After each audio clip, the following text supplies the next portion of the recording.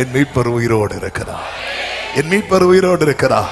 பிரியமானவர்களே, அதனாலதான் நம்முடைய முடிவை குறித்து நம்மை சுற்றி இருக்கிறவங்க பேசும்போது நம்முடைய வாயில கூட அப்படிப்பட்ட வார்த்தைகள் வரும்போதெல்லாம் இல்லை இல்லை இல்லை இல்லை, அவர் தந்த வார்த்தை அதுதான் உயிர்த்தெழுதல், அதுலதான் ஆவி இருக்கிறது, அதுலதான் ஜீவன் இருக்கிறது. எனவே வசனத்தை பேசணும். கர்த்தருக்கு மகிமை உண்டாவதாக. இன்னொரு சகோதரி கூட சாட்சி கொடுத்திருந்தாங்க. இந்த சகோதரி தேவனை அறியாத குடும்பத்துல பிறந்து வளர்ந்தவங்க. இப்பதான் ஆண்டவரை பத்தி கொஞ்சம் கொஞ்சம் அறிய ஆரம்பித்தார்கள். அவர்களுக்குன்னு ஒரு டிரான்ஸ்ஃபர் காரியம் வந்துச்சு. திடீரென்று அவங்க வேலை பார்த்த கோயம்புத்தூர்னு நினைக்கிறேன், அங்கிருந்து அவங்களுக்கு இன்னொரு இடத்துக்கு டிரான்ஸ்ஃபர் போட்டாங்க. அதனால குடும்பத்தை விட்டு பிரிந்து இருக்கிற சூழ்நிலை.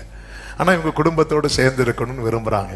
இப்போதான் டிரான்ஸ்ஃபர் போட்டனால உடனே திருப்பி சொந்த இடத்துக்கு டிரான்ஸ்ஃபர் கிடைக்க வாய்ப்பு இல்லை. அந்த டைம் நம்ம ஆன்லைனில் பார்க்கும்போது இங்கே கொடுக்கப்பட்ட வார்த்தைகள் எல்லாம் அந்த சகோதரி அவங்க பேரை போட்டு எழுதி வச்சு அவங்களுக்கு பைபிளில் இப்படி வசனம் இருக்குன்னுலாம் தெரியாது. ஆனால் பலிபீடத்திலிருந்து சொல்லப்பட்ட வார்த்தைகள் எல்லாம் எடுத்து வச்சு அதில் அவங்க பேரை போட்டு ஒரு நோட்டில் எழுதி வச்சு ஜெபம் பண்ண ஆரம்பித்தாங்களாம். 6 மாதத்தில் திரும்ப கோயம்புத்தூருக்கே டிரான்ஸ்ஃபர் கிடச்சி அவங்க குடும்பத்தோடு சேர்ந்து இருக்கிறாங்க.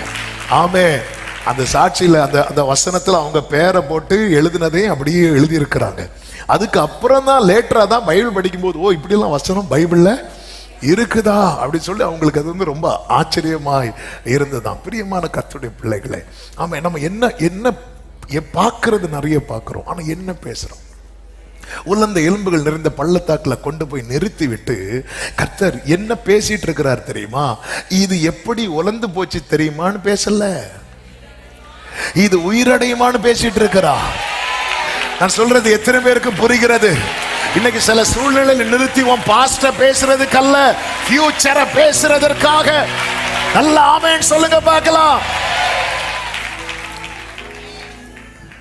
ஆமென். அதாவது இதுதான் அந்த பார்வை. மனைவி மலடி, அவங்களுக்கு குழந்தைங்க கிடையாது. கர்த்தர் வார்த்தையை கொடுக்கிறார், உனக்கு ஒரு பையனை கர்த்தர் தருவார். உடனே மனோவா கேட்கிறார், அவனை நாங்க எப்படி வளர்க்கணும்? இதுதான் உயிர்த்தெழுதல். ஆமென் சொல்லுங்க, ஆமென் சொல்லுங்க. இது இது இல்ல சும்மா அப்படியே ஆண்டவரே எப்படி ஆண்டவரை தருவீங்க? இது இதான் அந்த அவருடைய உயிர்த்தெழுதல். அந்த வார்த்தையில் இருக்கிற அந்த உயிர்த்தெழுதலின் வல்லமை, ரிசரக்ஷன் பவர் இருக்குல்ல, அதை நான் நம்புறேன்னா நான் ஜீவனை தான் பேசுறேன். ஆமென். ஆண்டவரே அது எப்படி இப்ப சாத்தியாகும்? இவ்வளவு வயசாகுது ஆண்டவரே, ரொம்ப நாளாச்சு ஆண்டவரே, அது எப்படி இப்ப சாத்தியாகும்? இல்ல, நாங்க அவனை எப்படி வளர்க்கணும்? ஆமென், ஆமென். அல்லேலூயா. புத்திர வாக்கியத்துக்காக காத்திருக்கிறவர்களே இப்படி ஜெபம் பண்ணுங்க. ஆமென். ஆண்டவரே நாங்க எப்படி வளர்க்கணும்? ஆபிரகாம் பாருங்க, ஆபிரகாமுக்கு பிள்ளை வர்றதுக்கு முன்னாடி கர்த்தர் சொல்றார், எனக்கு தெரியும் அவனை பத்தி. நான் அவனுக்கு விதித்த கட்டளைகள் எல்லாம் அவனும் அவன் பிள்ளைகளும் கை கொள்ளும்படி அவன் செய்வான்னு எனக்கு தெரியும். அப்ப ஆபிரகாம் அப்படி யோசிக்க ஆரம்பிச்சிட்டார், அப்படி யோசிக்க ஆரம்பிச்சிட்டார். ஆமென். அதாவது வேர்ட் எப்பவுமே நமக்கு அட்வான்ஸா ஃப்ரெண்ட்ல தான் இருக்கும். கர்த்தருடைய செயல்கள் எப்பவுமே அப்படிதான் இருக்கும், அப்படிதான் இருக்கும். போன 1ஆம் தேதி காலையில் அதானே கேட்டோம். யாக்கோபு ஒரு ஜெபம் பண்றார், ஆண்டவரே எனக்கு போற இடத்துல எனக்கு ஆகாரம் தாங்க, எனக்கு சாப்பாடு தாங்கன்னு ஜெபம் பண்றார். அப்ப இந்த ஜெபம் ஆண்டவர் சமூகத்தில் இருக்கு. அப்ப யாக்கோபை எதுக்கு விட்டுறக்கூடாது? ஆகாரம் இல்லாம அலைய விட்டுறக்கூடாது. கர்த்தர் 20 வருஷத்துக்கு பிறகு நடக்கிற சம்பவத்தை 20 வருஷத்துக்கு முன்னாடியே வேலை செய்ய ஆரம்பிச்சார் பாருங்க. 17 வயசுல யோசேப்பை எங்க கொண்டு போறார் தெரியுமா?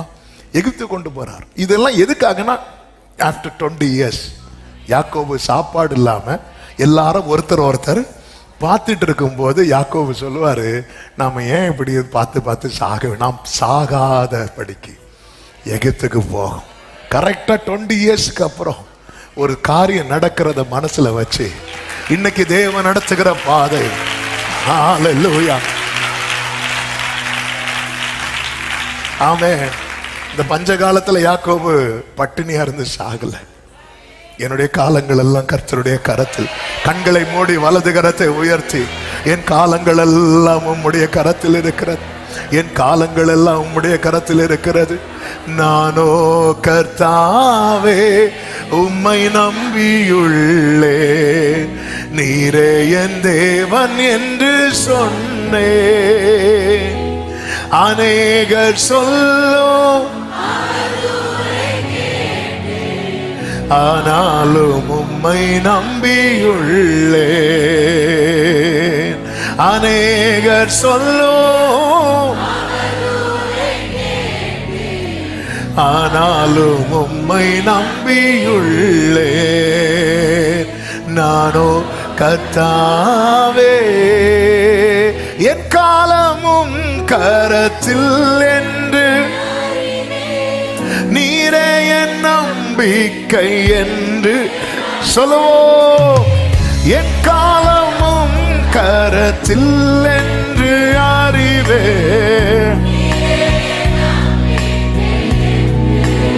ஆமே. நீர் வர இன்னும் நான் காத்திருப்பேன்.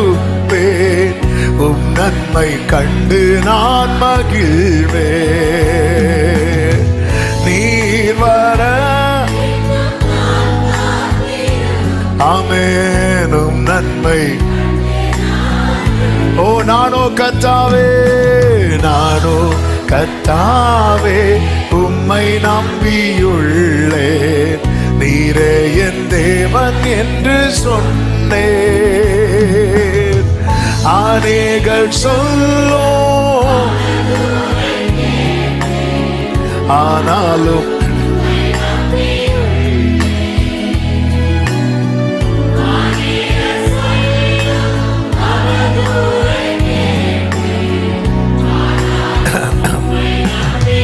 ஆமென்.